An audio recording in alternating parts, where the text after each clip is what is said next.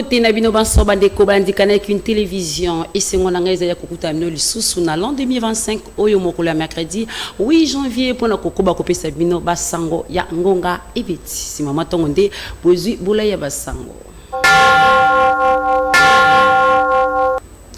Fungwe basango na ngambo ya tamokondi ekolo Congo démocratique ko Félix Antoine Tshisekedi Tshilombo oya assista ki mardi 7 janvier 2025 na cérémonie ya investiture ya tamokondi ya sika ekolo Ghana John Dramani na place de l'indépendance na Accra Bolanda. Balabala ya Accra na Ghana ezalaki na mouvement makasi mokolo ya mardi 7 janvier 2025 oyo na tongo wapi population azalaki na esengo ya komona président na ya sika John Dramani Mahama ko prêter serment ba service ya sécurité ezalaki bongo débordé pona koluka atanzela oyo ba invité bakokaki koleka oyo bazalaki confondu na kati ya foule oyo ezalaki na ba couleur ya parti présidentiel ya sika tolobi Congrès démocratique national lokola esalemaki na 2012 liboso et tuluku ya bateau na place de l'indépendance John Dramani Mahama akotaki na escorte ya bampunda ya cavalerie présidentielle moto ya liboso ko prêter serment ezalaki bongo colistière na etope moto oyo bazalaki na elise moko na ba élection lokola vice-présidente Simande Yemoko John Dramani ayaki bongo koleka na podium pour na kosala même exercice liboso ya juge en chef ya haute cour pe ba responsable ya parlement bakisa na minso ya baganaye nyonso Bolanda. I, John Dramani Mahama, having been elected to the high office of President of the Republic of Ghana, do in the name of the Almighty God swear that I will be faithful and true, so help me God.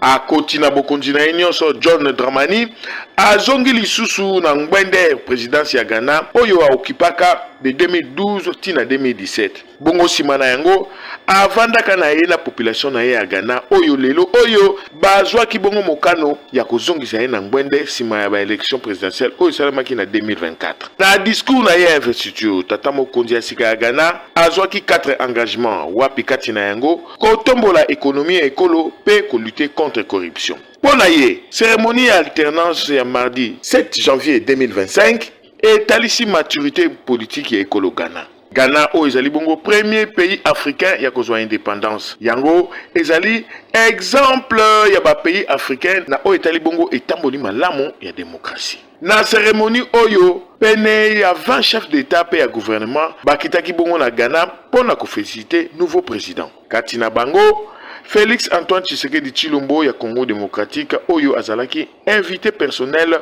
ya président Ansika. Ye et longo la première dame Denise Nyakero bakendaki bongo ko féliciter le nouveau couple présidentiel ya Ghana. Pona kotalisa bonde kope boyokani malamu oyo ezali entre bikolo mibale. Tshisekedi pe Dramani bakani ko kembisa ba relation entre bikolo na bango mibale. Ngonga ebeti. Na basang mosu esenge ko ete ba M23 ba bwakaki ba bombe na Sake na Nord Kivu sima na bango ko kima bisika ba okipaki correspondant ya ngonga ebeti jina Ivo Apaluku abeti ngonga na ndela ya alo ba rebelle M23 ba uchubwaka ba bombe mwa bangu likulu ya cité ya Sake oyo jali penza pene na Goma na nzela ya kokende na Masisi balingi bakota na Sake batu bazali ko bima population ezali ko kima babombe ina ekwei na quartier moko babenga Kabirere sima ya église moko ya CBCA esika nini ucho boma batu misato bamususu ya bazali ya kuzokisama yango nde mapingama ekolo bazali penza ko tia loboko eteke monguna akota penza na Goma te esika mususu ezali esika ya Lubero esika nini monguna alingaki abanda lisusu babombe mwaye na kote ya Alimbongo po akota lisusu na Lubero abanda biloko na ye mapinga maekolo na bawazalendo ba jeune volontaire na lopoto bajali kotelema ete munguna asalata eloko na ye moko te yangonde na Goma lisusu babombe mususu ekweyaki oyo ebwaki samaki kolekela basource oyo tokambaki na journée ya lelo na M23 bazali penza kolukisa tabazokisa baimboka Goma. Nzambe azali ya makasi babombe ina ekweyaki esika nini penza ezokisaki batute na quartier babenga Kandosho na quartier mususu esika babenga Kabirere. Yangonde société civile ya Nord de Kivu kolekela mokonzi moye Mario Ngabo asengi ete communauté internationale batala lokola na ndenge nini baki misalisusu batuina ete ke bazali ko violer na lopoto oyo babengisa cesser les faits. Côté FRDC batia makasi po batelema babebisa munguna po abebisa pe population te basengi pe na mokonzi ya sika oyo utiozwa bonga ya mapinga maekolo banza atia makasi nyonso ya likolo te na se po munguna abetama atikala penza komonela ekolo na biso ya Congo bandaka la munguna ya M23 na Rwanda bamonela kamingi ekolo na biso ya mbala oyo mbanza ala kisaete ke tozali na makasi lokola ekolo munene na kantu ya Afrique oyo penza likorodo ya muke kokikomela biso te. Jina Ivo wa Paluku Beni, Canal Kin Ngonga Ebe. Ministre d'État, ministre de la Justice, garde des Sceaux, Constant Moutambaza, qui est journaliste dans briefing, et longo, na ministre de la Communication, P Média, wapi alobela qui ba opération Dobopé 0 Kuluna, Peli Soussou, peine de mort, oyo ekozala exécuté, Hollanda. La stratégie que nous avons mise en place était celle de pouvoir déférer tous ces criminels urbains devant les juridictions aussi bien militaires que civiles.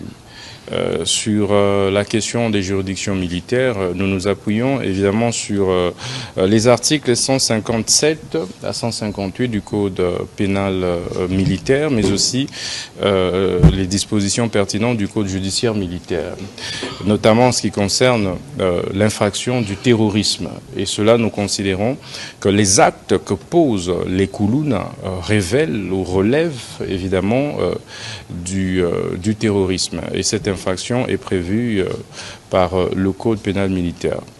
Mais concernant les juridictions civiles, là nous recourons évidemment à l'article 157 du Code pénal ordinaire qui prévoit l'infraction de l'association des malfaiteurs. Et toutes ces infractions sont punies entre des peines de mort. Nous levons le moratoire sur la peine de mort. Je ne pense pas que l'on puisse parler du recul. Recul par rapport à qui et par rapport à quoi? Aux États-Unis d'Amérique. Jusqu'aujourd'hui, on exécute la peine de mort. Dans plusieurs États fédérés des États-Unis. Est-ce pour autant qu'il n'y a pas de droit de l'homme aux États-Unis? C'est la première puissance mondiale. On ne lève pas, on ne supprime pas, on n'abolit pas la peine de mort pour faire plaisir aux ONGD des droits de l'homme.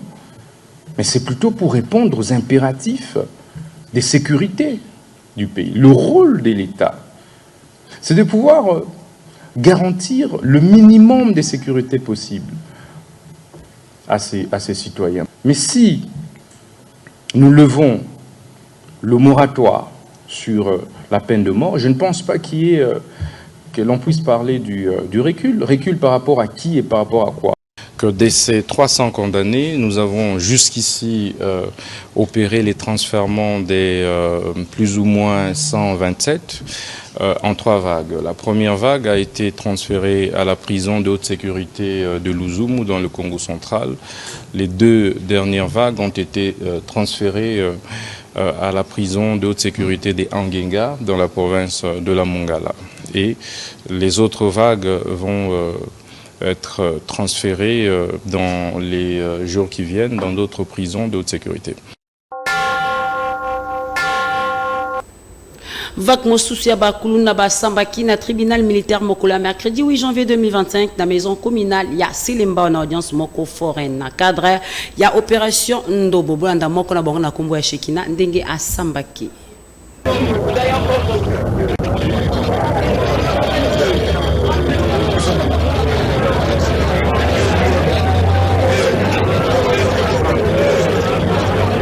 papa. Inch'Allah.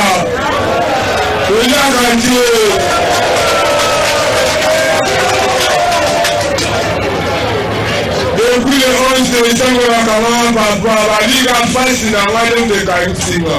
La salle est de côté, papa. Depuis le 11, n'a rien raté. Quand il a connu papa, et puis à mon maman, ni Bénin. Aussi ici? Ici, papa. Comment on a? Ma mère est chez Kina. Comment papa appelle ça? Ma mère est chez Kina.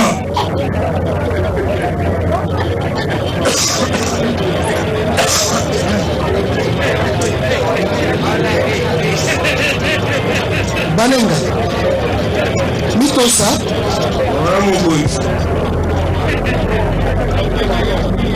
Mitosa. Toyokani? Oui, papa. Camarade na wazate. Yawana papa. Osala kamsani. Nalokota amalende. Yobota ni wapi? Na Kinshasa. Mukolo nini? Le 4 décembre 2022.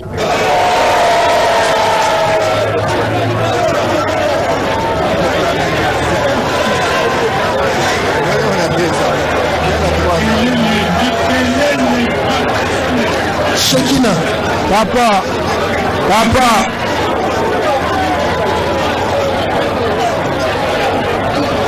Yoyoka soni te.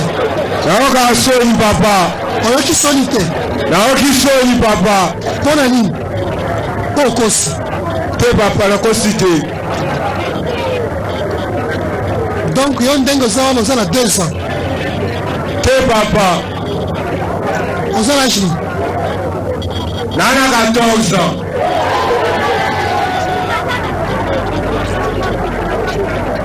Sikoyo. Tokoma nini? Naza na 14 ans. Nani mutu ayebisi yo ke ozalaka 14 ans? Ngamoko. Ndenge nini? Po totuni yo lobi obotami na 2022. Te, hein? Le 4 Oui. décembre Oui. 2022.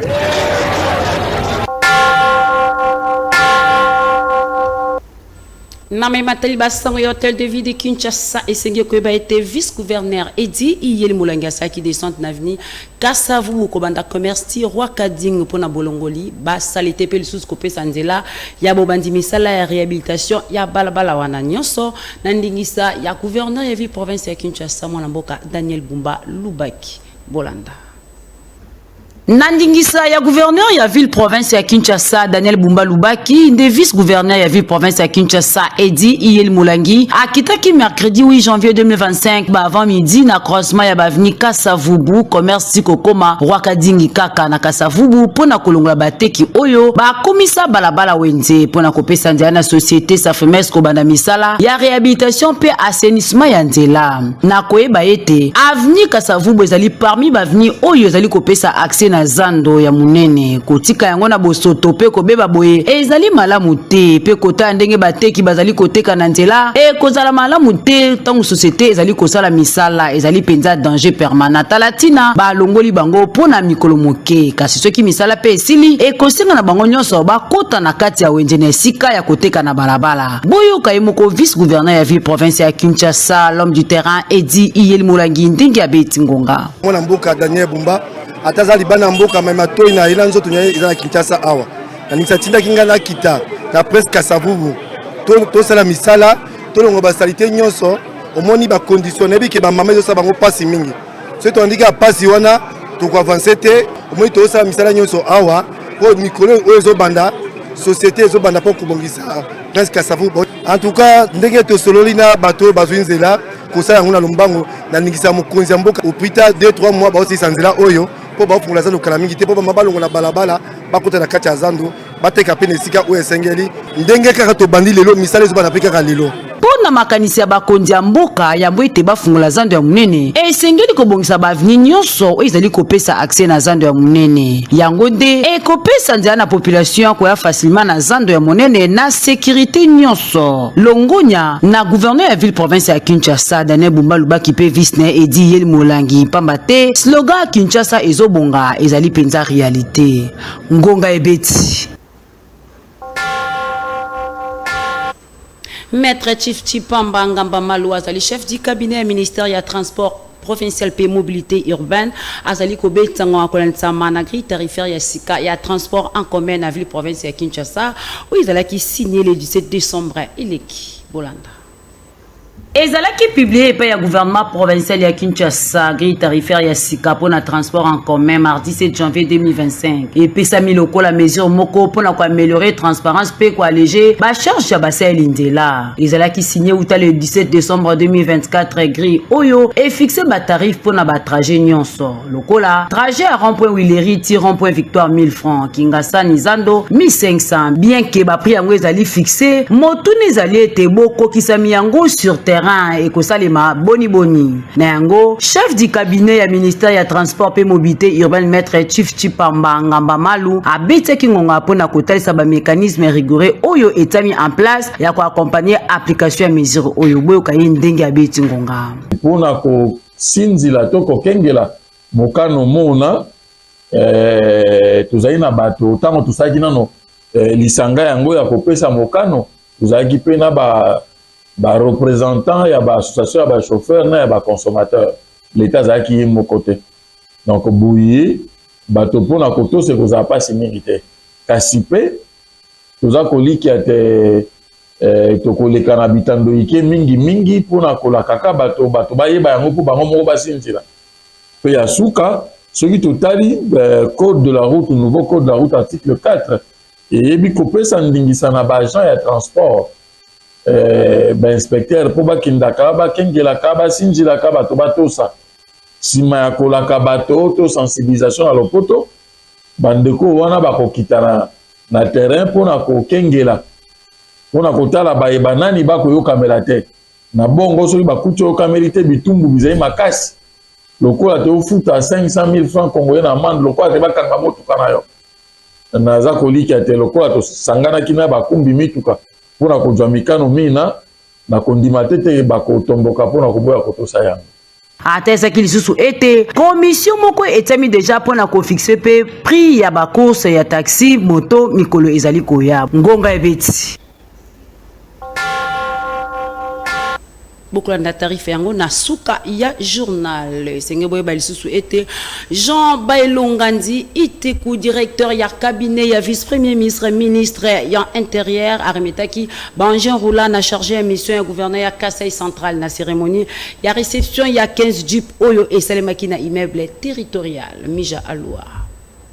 Province ya Kasai et Wituko yamba 15 jeep ya marque Toyota Land Cruiser P Hilux. Promesse ya président de la République Oyo Eko Kisami après kopé sa Kasai central P Kasai oriental na décembre leki tango akitaki na parti Oyamboka. Na kombo ya vice premier ministre intérieur sécurité décentralisation et affaires coutumières Jacques Chabani Luko, des directeurs ya cabinet Jean Bailongandi Iteku apesaki Bangin Roula et pa ya chargé ya mission ya gouverneur ya Kasai central na cérémonie yango oyo saimaki awa na immeuble territorial. Mituka oyo kende Chikapa, chef-lieu à province à Kasai.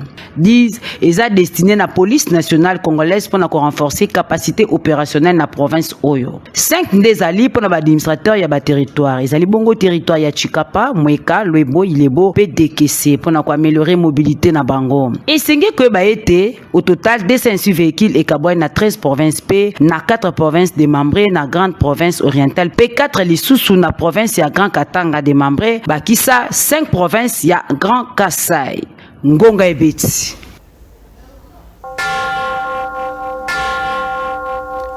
na basonga ba parti politique sengo ba été bilenge ya lamuka ya espace grand bandundu basaki déclaration pour na côté mela maloba ya tribalisme oyo balingi balatisa leader na bango Martin Fayulu par rapport ya message na ye asuka ya mbula wezaki le 30 décembre à Salaki na ba Congoman Bolanda Puris Pimbele. En date du 30 décembre 2024, le président Elie Martin Fayulu Madidi s'était adressé à la nation congolaise. Lors de son speech, il a dénoncé la croissance en flèche de la fibre du tribalisme par le régime de M. Tshisekedi. Fort malheureusement, les ennemis de la République et de la vérité, par manque d'arguments et de bilans positifs, cherchent à faire porter au président Elie Martin Fayulu le chapeau d'un leader séparatiste. Par contre, le président Elie Martin Fayulu reste le seul leader politique en République démocratique du Congo qui prône la cohésion nationale. C'est pourquoi nous, jeunesse de l'espace d'Igrabandundu, mettons en garde un petit groupe de jeunes se présentant au nom de nos frères Kassaïens qui souffrent comme tous les Congolais à cause de la mauvaise gestion de la chose publique par M. Tshisekedi, dont un seul but, celui de diviser les Congolais en cette période cruciale que traverse notre très cher et beau pays. Avec l'avancée des supplétifs rwandais qui cherchent la balkanisation de notre pays. Dans un passé récent, nous avons suivi M. Kabouya, secrétaire général de l'IDPS, de son état, traiter les Kassaïens des immigrés ayant fui la sorcellerie au Kasaï pour se réfugier au Katanga, aussi à un bourgmestre de la commune de Kalamu qui avait dit à son temps Biso Baluba Tozali pouvoir. N'est-ce pas de tels discours constituent une apologie du tribalisme? Nous rappelons à la communauté nationale et internationale que le président Elie Martin Fayulu n'est ni aîné, moins encore tribal. Eu égard à tout ce qui précède, nous, la jeunesse du Grand Bandundu, réaffirmons notre soutien et attachement à l'initiative de cohésion nationale prônée par le président Elie Martin Fayulu, qui aura comme terme de référence réconciliation, vérité et cohésion nationale, et demandant à nos frères Kassaïens de se désolidariser de tout politicien de l'Union sacrée qui se nourrissent de discours tribaux pour diviser les Congolais. C'est ainsi.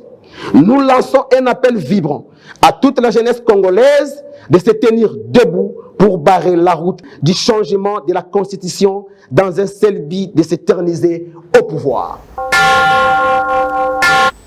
To komi na basango ya religion pour notre hôtel c'est culte moko spécial pour notre traversée bonne année 2025 et salemaki na assemblée chrétienne internationale assis na bokuse église Yaoundé quartier Kingabwa na commune ya Limete nyonso na bokambe mi ya l'homme de Dieu prophète Jérémie Okito letumasiala Mazalaki très motivé pour na koya kokumisa kolo nzambe na bokoti ya ne ya sika 2025 mana assemblée chrétienne internationale asi na bokuse église Yaoundé na quartier Kingabwa commune ya Limete où ezali kokambama na yimoko l'homme de Dieu prophète Jérémie Okito l'esclave de l'Éternel oyo alentaki bana nzambe na thème tu es le rejeté fertile de 2025 wapi mosali ya nzambe a fortifié kibana nzambe na kozala toujours na confiance ya nzambe ata komika katano ye suka e ya nope longa ezali awa ambiance ya kosakana te na bokoti ya mokolo ya mercredi 1er janvier 2025 wapi bana nzambe balekaki na kosambela makasi mpona kopesa nzambe matondi na grâce oyo auti kopesa bango kokota mvula ya sika pe ba témoignage ya malonga ezangaki te na rendez-vous wapi mpona bana ya 2025 ezali année ya bokokisami na suka ya culte na tongo l'homme de Dieu prophète Jérémie Okito alekaki na kokabola ba vivre et non vivre na plus de 100 mama via église na ye pona bosepeli mokolo ya bonne année boyo kangonga Zambe alona apambola bino amona bino pena souhaiter bino ba meilleur fait pour l'année 2025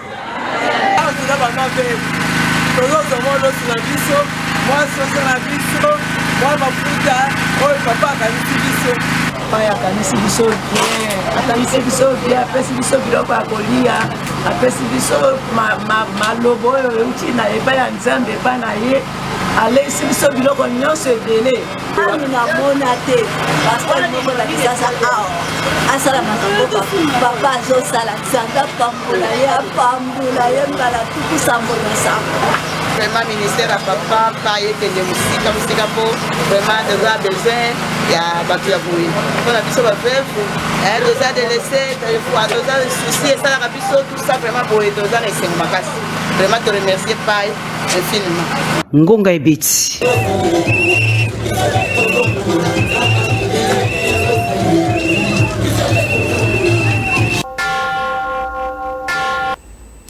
kusukisa basango ya religion na église Consolation d'Israël ozami na komina ngiri ebongisi 21 jours ya ba prière ya makasi ko banda les 5 kino le 21 janvier 2025. Patrick Lusala. Ndeko ya Congo mwana ya Kinshasa pona ko résister na mokili oyo ezali ko senga na yo losambo pona yango tala occasion ya kitoko yangoyo église la Consolation d'Israël oyo ekambamaka na révérend pasteur Richard Ekuba et bongisi 21 jours ya prière ya kafu ko banda dimanche 5 kino dimanche 21 janvier 2025. Programme epesami boye dimanche de 7h30 kino 10h30, mardi kino vendredi de 17h juste kino 19h30. Maman ya likambo ezali bongo ta lumière arrive tiré na livre Ésaïe chapitre 60 verset 1 à 6. Matéa ekosimba mana yemoko représentant légal révérend pasteur Richard Ekuba l'homme à la parole pe bana yandaku lokola évangéliste Bingo Boluka pasteur Pelé Odia berger Rens Fumangani pe évangéliste Egenda Ntenge balingami kati na nkolo yaka na mikumba na yo epai ya Nzambe okozwa solution. Année ezali molai et sengeli na yo kozala bien chargé kati na nkolo po otambola malamu. Lisusu ekozala ba moment ya kafu ya louange pe adoration oyo ekosimba mana groupe La Voix de la Consolation. Est-ce que tu réalises la grandeur de celui qui t'appelle dans sa présence? Est-ce que tu réalises combien il est capable de faire des choses que même ton père, même ta mère est capable de faire? Laisse-moi te dire, l'argent, les biens matériels, les maisons, tout ce que tu as ne peuvent rien se comparer. Église la Consolation d'Israël et Zoami na balabala Bosenge numéro 166 na commune ya Ngiringiri, référence station Molar. Ngai nakozala ebongoyo Ngonga Ebeti.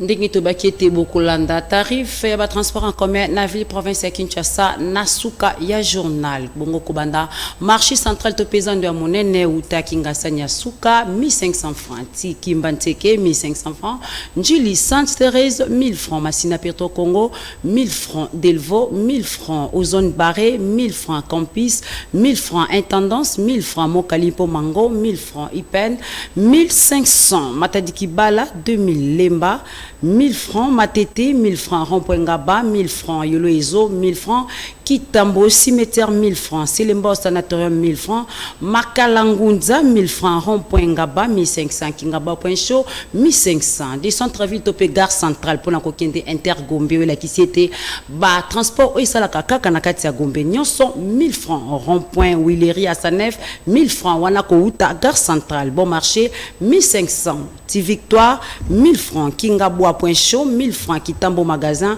1000 francs, Kitambo hôpital 1000 francs, Kitambo Vélodrome 1000 francs, Yolo Ezo 1500, Bandalungwa 1500, Marché Bayaka 1000 francs, Ngiri 1500, Delvaux 2000, Pompage 2000, Barré Ozone 2000, Lemba Terminus Super 2000, Lemba Salongo 2500, Matete 2000, Rond-Point Ngaba 2500, Massina Petro Congo 2500, Njili Sainte Thérèse 2500, Kingasani 2 2500, Kimbanteke 3000, Kimbanteke cimetière 3000 francs, Upen 3000, aéroport Yanjili 3000, quartier 1 2000, Upen rond-point Victoire 2500, Upen Willery 2500, Pompage 1500, Upen Cité Verte 500, Upen rond-point 1500, Bongo rond-point Ngaba, Lemba Terminus 500, Matete 500, Mongafula 500, Clinique universitaire 500 wana kouta rond-point Ngaba campus P500 Kimwenza 1000 francs, site verte 1000 francs, Kingasa Nyasuka 1000 francs, Njili rond-point Ngaba P 1000 francs, bongo Kobanda Lemba Ti Banda Lungwa 2000, Lemba Matete 500, Lemba Yolo 500, Lemba Ngaba 500 francs, Outa Selemba Molar 500, Selemba Ipen 1000 francs, Selemba Pona Kosuki Matadiki Bala 1500. Tosuki Awa pour basango yangonga beti ya mokola mercredi 8 janvier 2025 ceux qui bosse peli bo pesa matondi na kupar bola wazaki na sima ya caméra bongo régie et simba maki na ilunga samso boti kama na kokoba kwanda manalaka ya la télé vérité ngana bino tokutani poso oyo izali koya.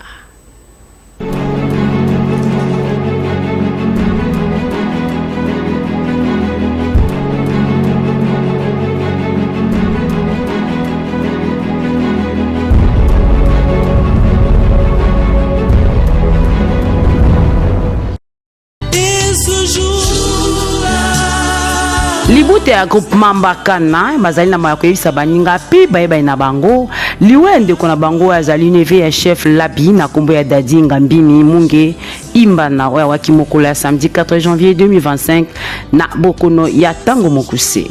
Programme ya matangi ezali boye. Vendredi 10 janvier 2025, veille mortuaire Kosalema na avenue Boboto numéro 13 quartier Kinko le Pêcheur na commune Yantele Arekwado. Samedi 11 janvier 2025, Bob Msinzo Temoi na morgue ya bienveillance ya Kinko le kaka na commune Yantele na Bizer, Bokundami Kosalema na cimetière Yambakana. Ticket lié biso e komela bayebanso bayebi libota.